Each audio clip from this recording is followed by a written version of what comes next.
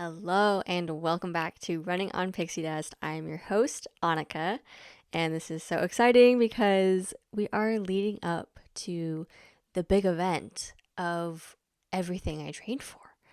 Kind of crazy. This is episode 35, and we are getting ready to head into the Walt Disney World Run Disney Marathon weekend for the Dopey Challenge. That's a lot to say, but in short, Dopey number 3, for me at least. If you've been following along, then thank you so much for keeping up with the journey.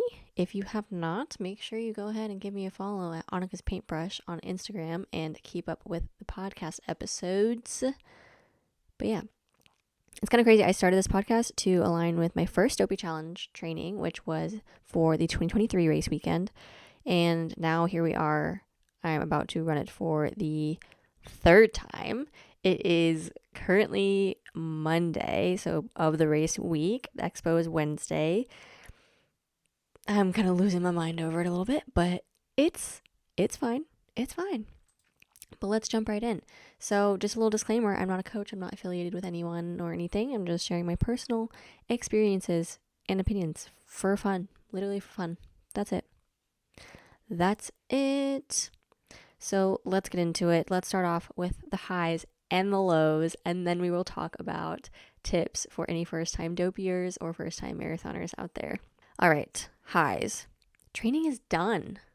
And I can't even comprehend that. I put in so much work and so much effort. This cycle basically flew by, and this has been such a great training block for me. I've been feeling so good. Of course, there's always some sort of setbacks, but overall I felt really strong and my discipline has increased exponentially. I felt so good. I had my peak week of training, which capped at 55 miles for the week, which is insane to think about.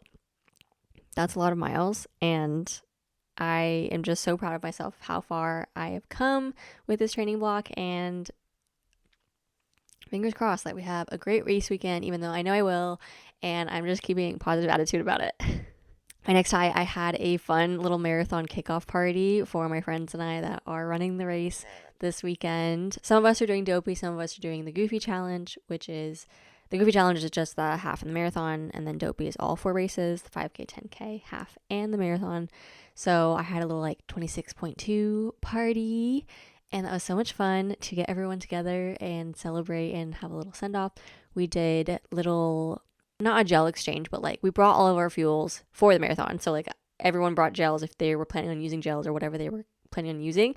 And then we put tape on the back of them, and we all wrote little messages on them that are either inspirational notes or just inside jokes or whatnot, and just little cute notes that we can see on the gel as we pull it out during the race when we are taking our fuel, so that we can see the little message that our other friends wrote for us, which is just so cute.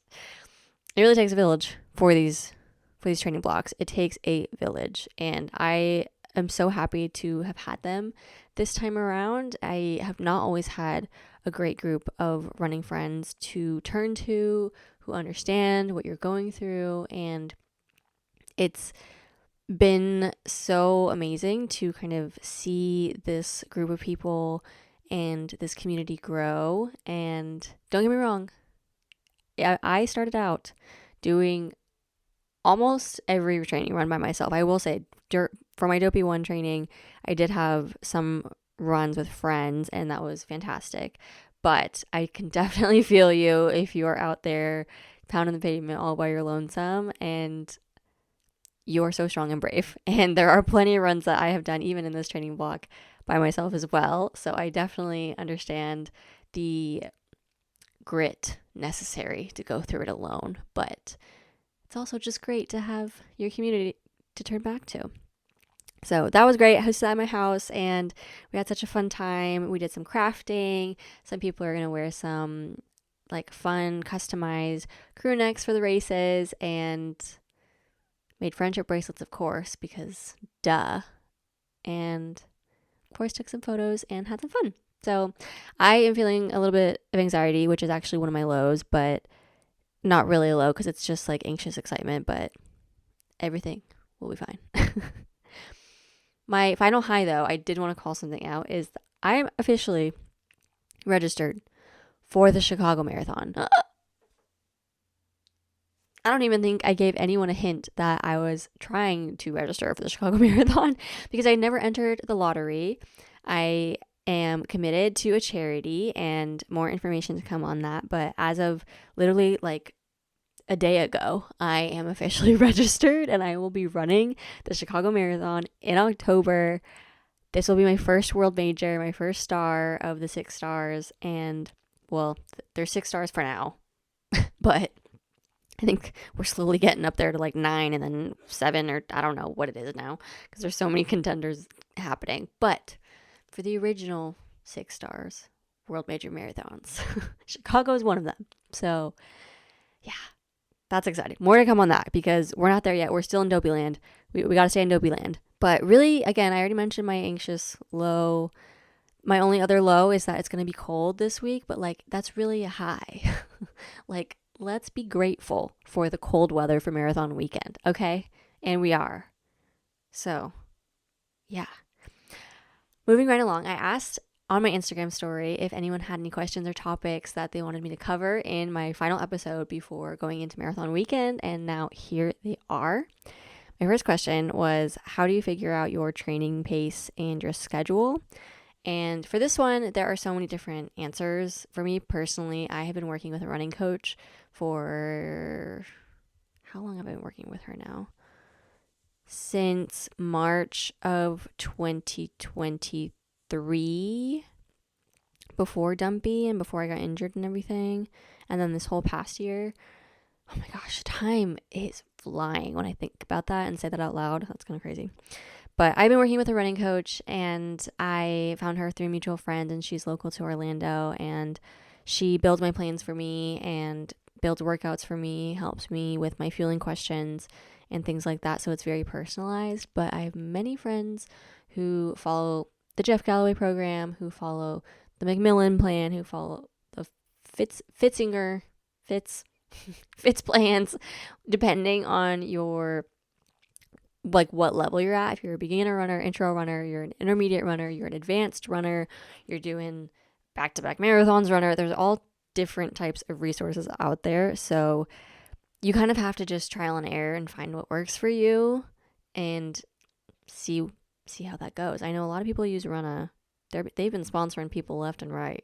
I'm not sponsored by them. This is not a plug for them, but it seems like a very approachable way for like to start following a running plan. I don't know. People use like Nike Run Club app. I don't even know the other ones out there, but yeah, it's really it's so personal. So that one's kind of like a hard question to generalize for. But next question, how to prep for the cold, and are you rethinking your outfits for marathon weekend? How to prep for the cold is such a funny question for me because I am the coldest person ever to live, and I'm always cold. I am like a little chihuahua, always like shaking in my sweater, and I am a cold-blooded reptile, and that's why I live in Florida. I need the sunshine and I need the heat. I do not do well in the cold, okay? The cold is not my friend.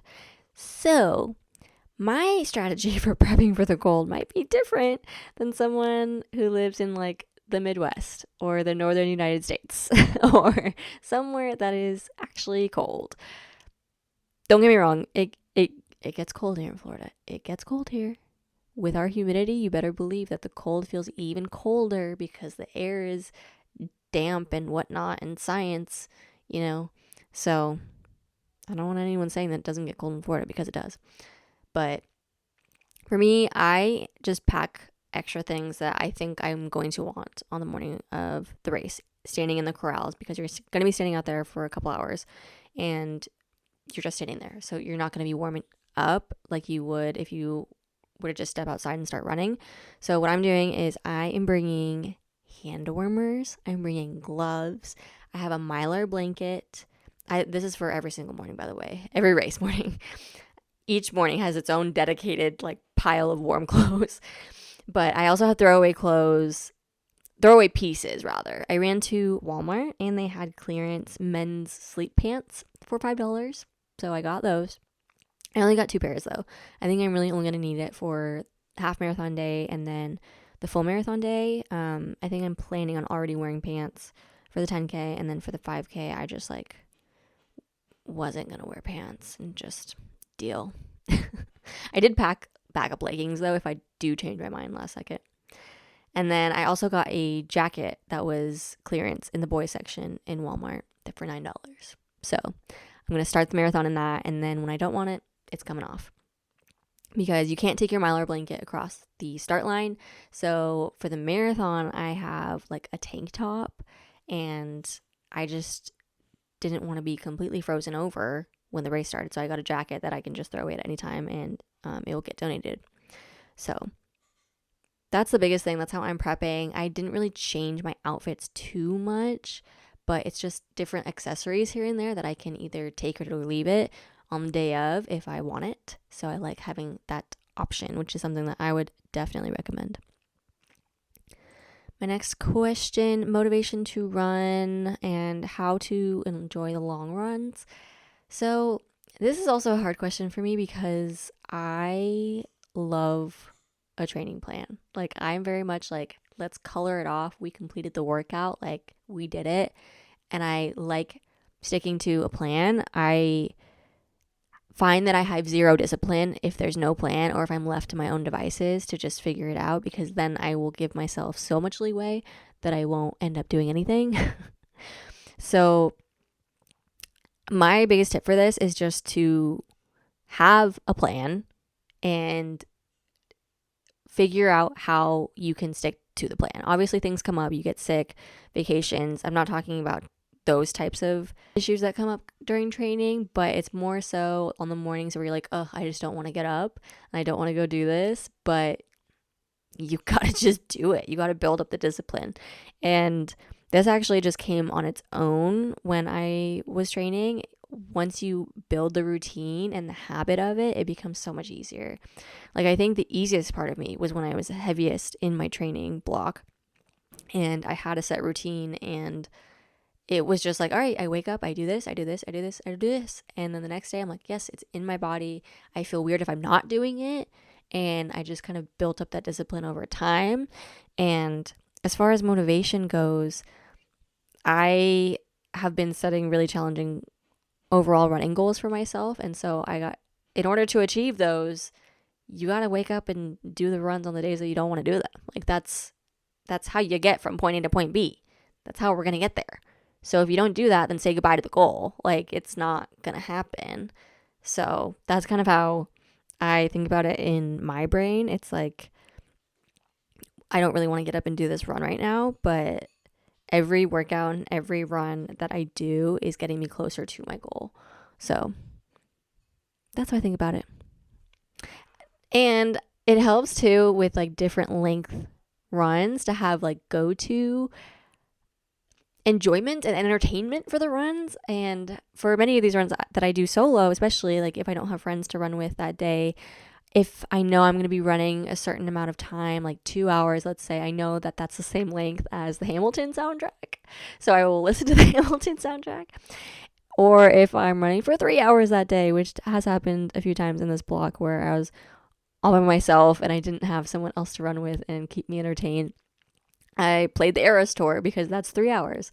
So you kind of just have to match it up to what type of run you're doing that day and find creative ways of how to entertain yourself. I know I have a couple of friends who listen to audiobooks, podcasts, which I do podcast on some of my shorter runs, but yeah, I like to change it up that way to keep it exciting. So how do we determine a dopey strategy, and like how do you determine which race you're going to focus on throughout the dopey challenge? For me, my focus is always the marathon because that's like the biggest, the toughest, the longest, the hardest race that there is of the weekend. So for me, it's just an immediate jump to the marathon. Like, that is the important race of the weekend. And I don't know that I could focus on one of the other races leading up to the marathon, because then that would significantly affect how, like, my ability for the marathon on the 4th day of running. So for me, it just makes sense that the focus is the marathon.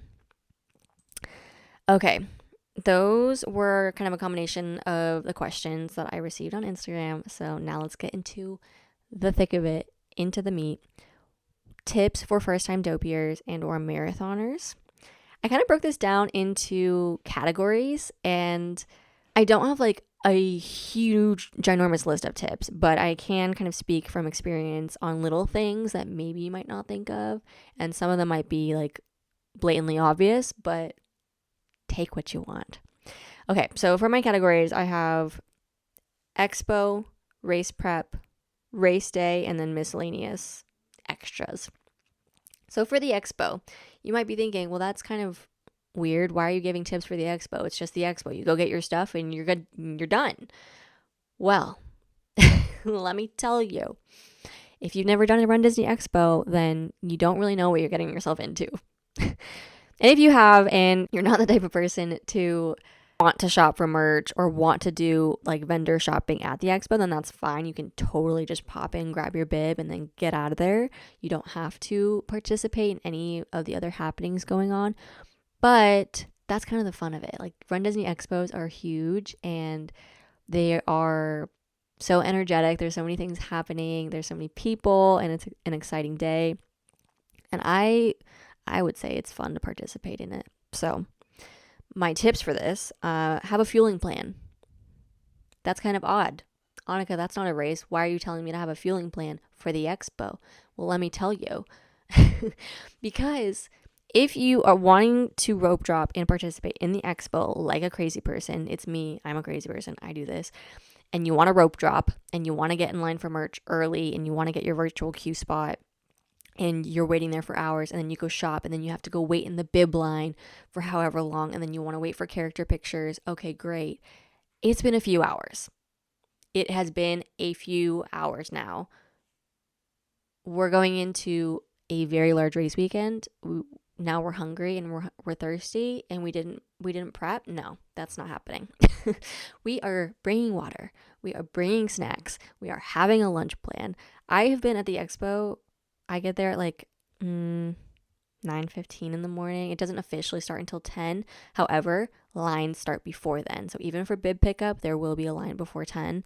And for the merchandise virtual queue return, you do have to get your virtual queue spot. So you do that on the app, 8:30 a.m. the morning of the expo.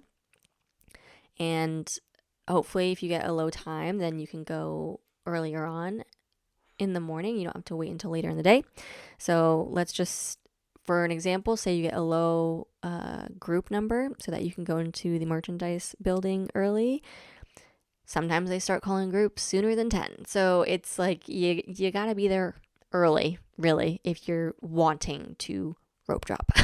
Let's say you do merch first. You go in, you do your merch. You take however long you want because there's a lot to go through. And if you want to like try things on, you want to wait in line to go purchase things. There's just a lot happening. And if you want to take your time and not be rushed, that takes time. And then again, you have to walk all the way back up the big ramp at the ESPN World of Sports, back up to the bib building, all the way in the back. They've got the queue started. There's going to be a big long line. You got to wait in that line. It's like time just passes. So I would say that's the biggest thing, is literally bring food.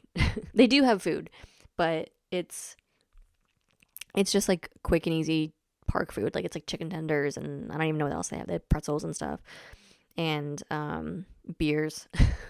But for me, I'm going to pack a little lunch and little snackies, because I have been at the expo well after noon. Like, it is lunchtime. I am hungry, and you don't want to be hangry, stuck in the middle of the expo, wanting to enjoy the expo, but now you're starving. So anyway,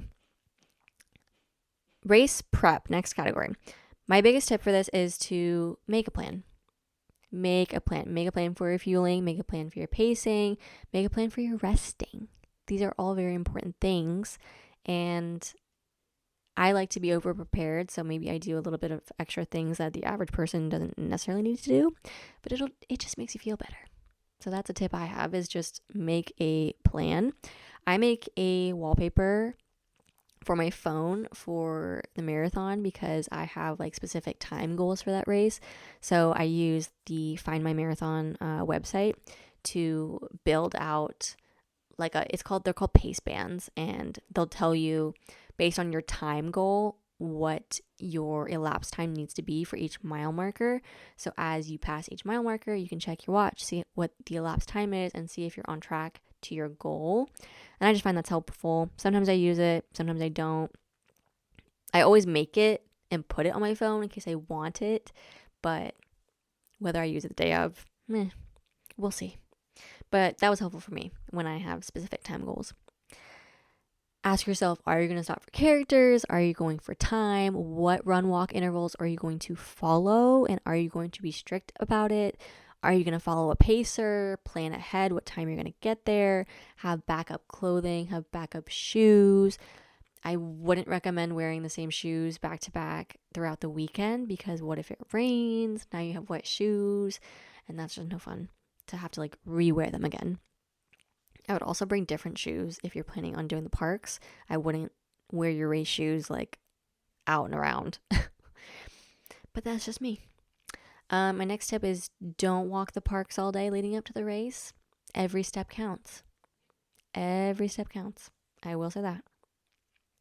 Make sure you are taking your recovery seriously. That is a huge thing. I take little naps after the races every morning usually, and just take it easy. Try not to walk too much. I know some people are on vacation when they come and do these race weekends, so they do pop into the parks, but just keep in mind that's wear and tear in your legs that you will feel the next day.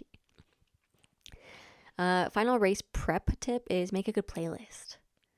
I still have yet to do that. I need to do that, actually. That's like a reminder to myself that I'm going to do that. Moving on to the actual race day, my biggest tips are bring extra snacks for the corral. You're standing out there for hours, and I learned from experience that I was actually so much hungrier on these mornings than I planned to be, than I normally am. Like, it was kind of weird, I think, that even though I felt like I was eating so much throughout the weekend, I was carb loading, I was hydrating, and all of these things, waking up that early and running at these times that are you don't normally wake up at and run at, it affects, I don't know, all the digestive things happening. So for me, I pack more snacks than I need, and I do try and eat as much as I can in the corral to avoid being hungry and being underfueled later on in the race. So that's my biggest thing. I like, a lot of people do bagels, peanut butter, pretzels. I like graham crackers or like a Nutri-Grain bar, or I used to do overnight oats. I just bring it in a little like disposable cup and then eat what I want and then just like toss it when I'm done. Nothing new on race day. That is a common theme. I'm sure we've heard by now. Nothing new on race day. No new clothes, no new shoes, no new something that might affect you, especially for the marathon, because that's a long time to be out there. Like, let's be real. If you're not an elite runner and you're not done in 2 hours, you're going to be out there longer than 2 hours. So that's already a long time. You might be out there for 4 hours. You might be out there for 5 hours. You might be out there for over 6 hours. My first marathon was well over 6 hours, okay? So that's a long time to be out there. You want to be comfortable. You want to have things that last and don't bug you. Because when you're out there and something's bugging you, it can really bug you, and then you're stuck with it. Another common tip, don't start too fast. And this is a real tip. You want your first mile to be the slowest, honestly.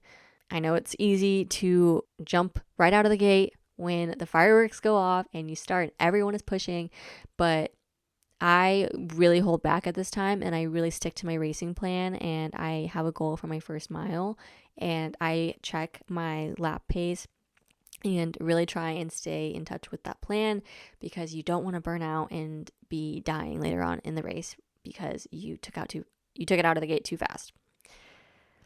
My biggest tip that I have is don't weave through people unless absolutely necessary, because every step counts, and this will add so much extra mileage for you that you won't even realize it, and the extra mileage will hurt you. Like, at the end of my first marathon, I had 27 miles logged.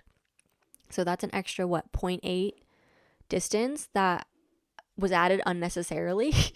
And granted, I did stop for like the bathroom. I was weaving. I was not paying attention to tangents at all. So that's honestly a big tip, is to take those tangents, cut the corners. Like, when you're on those ramps, the infamous Disney ramps.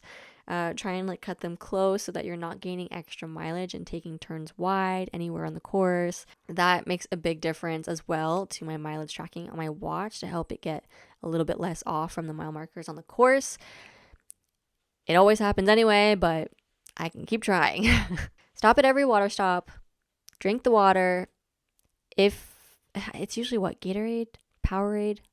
Is it actually Powerade? I don't know what they end up actually putting in the little Gatorade cups, but they have water and Gatorade / Powerade at all the water stops. So definitely stop at all of them, because even, especially when it's cold, it's easier to get dehydrated because you aren't quite as thirsty. So I don't know. I feel like when it's colder, that's especially when you need to pay attention to how much water you're intaking. And then my final tips for the race day are trust your training and have faith in yourself and to just take it all in. It may not feel like it's flying by in the moment, but it will fly by, and before you know it, it's just over. And I'm trying to remind myself of that too, because it's like you blink and you're done, and it's like, whoa, my whole year has been leading up to this, and then it's just like over in a flash. So definitely take it all in. My final little miscellaneous tips are just things that I have trial and errored my way into finding. So, bib protectors. For Dopey, you have 2 bibs. Your first bib is for the 5K and the 10K, and then your second bib is for the half and the full. And whenever we do have these challenge bibs, you have to wear the same bib 2 days in a row, so the bib can get kind of ripped if it rains or whatnot. If I use the safety pins, they just like pull. So I get the little bib protectors. They're like binder protectors that I bought on Amazon, and they're just like clear little circle tapes that I just like put on the edges to protect it. So I've been using those for like the last 2 years now, and I always put them on my bibs, and I just feel better about the safety pin like not ripping through it when I'm running, because I have had that happen before, and that sucks. But you could like literally use clear tape too. Sleep aids. I am a Tylenol PM girl. Like, I will just pop one early on in the evening to get myself to sleep early, because it is so hard on race weekend to force yourself to go to bed so much earlier than you might be used to, because you need that sleep and you're waking up early. Extra alarms. I have a sunrise clock that I literally take with me to the hotel, so it makes waking up so much easier. And I also set an alarm on my phone just to like be extra careful, and I don't want to be late. Pack an extra jacket and bag check, especially on a cold weekend like this one is about to be, knock on wood. You'll have the cold sweat, and after the race, like you'll be cold. So I'm like reminding myself of this as well. Another tip is body glide. And oh yeah, body glide. Put it everywhere. My favorite is the Body Glide Skin Glide. It's a little green tube of lotion. It's not like a stick, and I like to rub that in anywhere I might need it. And when I say anywhere, I mean anywhere. And in addition to that, I use the Mega Babe Thigh Rescue Stick as well on my thighs, and it just gives that extra layer of protection. So we love it. Another extra thing I do, and this is extra, is I get little like kneeling cushions off of Amazon that are used for like gardening, and I order a couple for the corrals that I'll just like toss after when like the race starts. But before the half and the full, I usually like to sit in the corral, and especially if the ground is wet or if it's cold and I just want to be comfortable, I bring the little cushion. I can like sit on it or like kneel on it or whatever to like get off of my feet. So yeah, those are just some little extra things. Those are the biggest ones I have for you. I was trying so hard to think of any like obscure ones, but I think I said all of the ones that I wanted to. So if you've listened this far, then thank you so much. I'm making this a quick little episode. Normally my episodes are a little bit longer, but I wanted to get this one out here before the race weekend and make sure we have enough time to like listen to it and not be like crammed, you know? So my final section, by the numbers, countdowns. We are 1 day away from the Dopey Challenge of 2025. That's so exciting. And then we have Princess 2025. I am in for the 5K, the 10K, and the half. So that is 1 month and 14 days away. And then I'm also in for the Springtime Surprise 10K. That is 3 months and 1 day away. Oh my god, I gotta add Chicago on here as well. Oh my gosh, and did I even add this? I don't even know if I have said this.